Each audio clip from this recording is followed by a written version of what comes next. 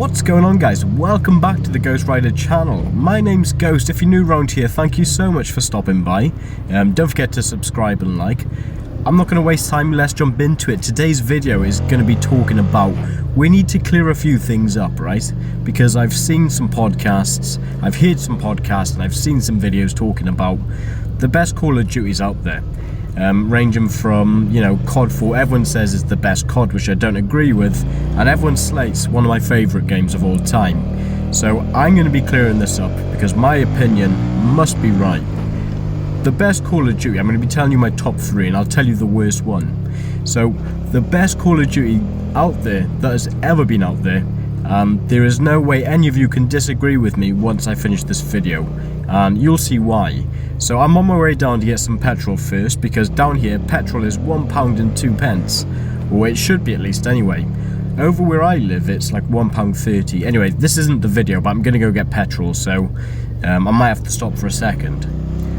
The best Call of Duty of all time is Call of Duty 5. Call of Duty World at War. Not World War II, World at War. Now, there is so many reasons as to why this game is the best, and I intend on telling you as many details about it as I possibly can. I might cut to where I've just come out of the petrol station, but just know that the best COD is COD 5. So I played Call of Duty 5 every single day after I finished school. So this was like my main game that I played on Xbox 360. Me and the boys, you know, there was like 10, 15 of us, that there were so many of us that we just couldn't all fit into the same game. But I really do believe that your most favourite COD is going to be the one that you probably played first. So I'm just going to get some petrol, guys. Bear with me 2 secs and I'll clear all this up for you. So just stay there. Alrighty, we are all full. Let's crack on. So as I was saying, I played Call of Duty World at War.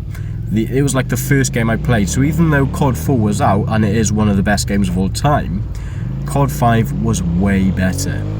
So, in my opinion, Call of Duty 5, the best map on there, which I'm going to have to clear up right now because no one says it, is Castle. If you don't know what Castle is on Call of Duty 5, you haven't lived. My favourite memory of Call of Duty, any Call of Duty of all time, I've played them all, is... Right, I'm going to tell you something. So I discovered Search and Destroy, and this is important as to what I was just saying. So I discovered Search and Destroy on COD 5. Never looked back, boys, I tell you. Not once did I look back. So it's important because on Castle, that was my favourite Search and Destroy map. And the reason for that is, I hope this doesn't, oh, it's changed. Sorry. Sorry. So, if you guys remember, when you were spawning and you were, defending, I think. No, you were attacking. You could go right down the steps, or you could go left and go inside like the building. If you hop straight over the wall, you could glitch inside the wall and go under the map. I did that for about 6 months straight. My KD was like 10.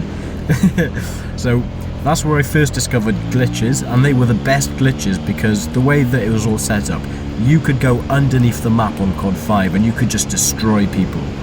But we won't sort of get hung up on that.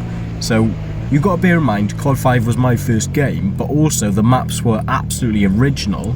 And again, the best map was Castle by far. But also, back in them days, there was game battles. So, you know, I used to go in a little clan with like 4s, 5s, 6s. Me and my brother, we used to play GBs together, and we did alright. We were like 100 in the world for like 3 minutes. And what else can I say about COD 5? Oh yes, boys, how can I forget? That was the first ever zombie experience. So on COD 4 you didn't get zombies, on COD 5 you did. And who remembers going to the top of the stairs, crouching underneath the grenades and being invincible because it would put like an invisible wall between you and the zombies? And then who remembers the frustration of doing that glitch too early and then running out of bullets and you're just stuck there? You know you're about to die, you're on round 100 and you know that you've got to knife these zombies and they're going to one-hit you. So it was the first ever experience of zombies. Glitches on the map were amazing. I also got to mention, boys, there was tanks in COD 5. Who remembers is it Overlook? Is Overlook, Overclock? It was Overlook or something like that. I'll put the name up on screen now. But who remembers that map where the tanks were? I know there was a few more maps with them, but it was so terrifying. Also, the PTRS give me PTSD. Now, we all remember the drum magazine on the MP40, and, you know, it's Slade and Juggernaut and all. No, was it Juggernaut? No, Stopping Power was the boy, wasn't it, on COD 5? Anyway, you know, the M1A1 was the best gun. If you were good with a trigger finger or you got a modded controller, the M1A1 was the best gun. But I'm going to move on to my second favourite game, because I will probably keep talking about COD 5 anyway. So my second favourite game, I hate to say this, but it is COD 4, the original COD 4. But what's quite controversial is that it's my second favourite game, but at the time I resented the game because I wanted to play COD 5, but the boys always wanted to go back to COD 4 because they loved it. So we sort of loved this new area of like first-person shooters on Xbox 360. The graphics at the time seemed unreal. There were simple game mechanics, simple movement, you know, there's no wall running. The Barrett 50 Cal give me nightmares, not as much as a PTRS. But the best thing why it's my second favourite game was we got to play Michael Myers in a custom game. So if you guys remember, on like private games or in custom games, we all used to play Mike Myers. If you don't know what I'm talking about, you need to go back and watch the videos. And who remembers old school mode on custom or private games? It was amazing. So it made you jump higher, which meant that it would allow any spot to be glitched into, and on certain maps like Crossfire, you could quite easily get into like certain glitches where you could jump up, walk across the barbed wire, be out of the map. It just opened up a brand new game. And if you paired that with an RPG, you could just get on top of the map like 100 meters up in the air. But let's not forget noob tubing on Search and Destroy. It was ridiculous. But we're going to go on to my third favourite game, and it could probably be equalled as my first. I want to say it's my second favourite, but I have to say it's my third. Black Ops 3. I loved Black Ops 3. I loved Search and Destroy in it. The rounds were super fast, and I know you're all going to disagree with me, but there weren't really any campers. Wall running was a work of art, and the skill gap on Black Ops 3 was the biggest of any CODs. You could, well, at the start of Black Ops 3, you could do that G slide where you jump, crouch, slide, and jump again, and you'd actually get a boost, which meant you could break timing. So, like, say for example, you could like G slide with overclock, the perk, and you could like break the timing of what people expect you to be somewhere at a certain time. So you could just completely rewrite the game with certain perks, with just certain skills, and the G slide was really hard to do. So it was just, when you achieved that, you felt like you really did achieve something. Snipers were made usable again on Black Ops 3. They were really good snipers. You could actually get some amazing trick shots. I've got a few clips on my other gaming channels, which I'm not going to talk about. The only thing that really sort of had it for me was dead silence and awareness was brokenly strong. But, you know, to counteract that, the movement, you really could outplay people even if they were trying to camp you. The maps were beautiful, they were vibrant. Supply drops, mind you, had a 0% chance of giving you anything, so I'm going to give that a negative. And I don't know what more I can say about Black Ops 3. So we're going to move on because we've got time to talk about the worst COD. So Call of Duty Ghosts was simply rubbish. I didn't hate it, but World War II was my worst. It was boring, slow, ranking up was slow, supply crate system was outdated, and it was slow to grind. The game felt dull, dark, and it seemed like no one was caring for it. Everyone glitched their rank at the start. It was a total reskin of every COD that we've ever seen. Kill streaks were naff. Everyone used one gun, same perks, same streaks, and it wasn't exciting. At least in COD 5, when I saw an overpowered enemy tank making a beeline for me when I'm up in the overhead bridge with my bouncing betties, you know, one on the ladder, one on the stairs.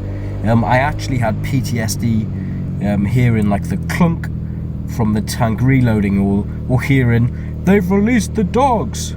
In World War II, if there were enemy dogs running at me, I'd just let it eat me, because I'd be so bored I would just want to die. But at least in like COD World at War, COD 5, I've already survived Jimmy trying to mow me down in his tank, or I've just managed to dive under the Overwatch tower on Dome, barely missing enemy artillery, mayhem by the skin on my teeth, you know. So when the motherfucking dogs come for blood, I'm whipping out the MP40 or the bayonet on my M1A1 carbine, and I'm slaughtering these spawns of Satan. That's the difference between these games. So I know that we might look through rose-tinted glasses at like COD 5 or whatever, and you know, the graphics weren't great back then, but what I liked is that the graphics were so bad back then, but we thought they were amazing, that I actually could flank people in the open. Whereas now, you're just expected to, like, even on Black Ops 3, you're just expected to flick headshot, quickscope, phase rain, and not even sweat about it. Whereas if you got like a one-shot kill with a PTRS, everyone thought you were a legend. So also, I actually went back, about last year, I went back and played COD 5 with my brother on a private game, because all the public games, they're all broken, they're all hacked, you know, they're not, you can't play on them, they're impossible to play. We played hide and seek for about 4 hours in the evening. Me and my brother were just playing hide and seek on different maps like Dome, and it was such a good experience, even though the graphics aren't great and the game seems, you know, not as perfect as what I would say, as what I'm explaining.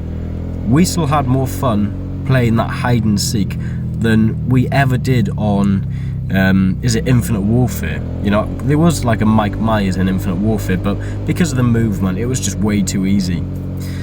Anyway guys, that's going to be about it. I'm nearly at the shop now, I'm home, so I really hope you enjoyed this video. I feel so happy for talking about Call of Duty and how I rank them. I love talking about COD 5. COD 5 was the shit. Me and the boys playing Search and Destroy.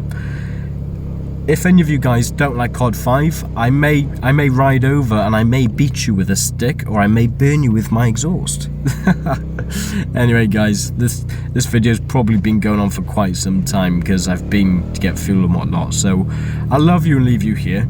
Guys, if you're new around here, please have a think about subscribing, liking. If you're new around here, you've made it this far, then thank you so much. I really do appreciate all the support. Guys, I've been Ghost Rider. Make sure to go back and play some COD 5, and I'll see you in the next upload. Have a great day, have a great night. I'll see you in the next one.